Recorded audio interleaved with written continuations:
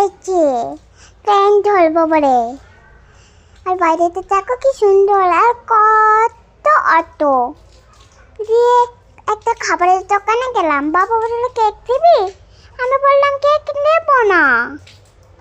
দিয়ে বাবা আমার জন্য চকলেট মিল্কশেক জুস অর্ডার করলো, আর আমি জুস নেবো বলে খুব খুশি হয়ে গেছি, নাচছি।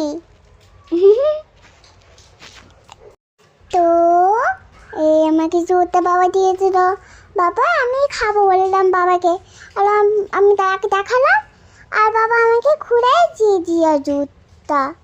ট্রেনটা আসছে অনেকটা একটু দেরি, আর ট্রেনটা চলে এলো, আমার পুরো নাচতে মন করে দিল, আমি নাচছি।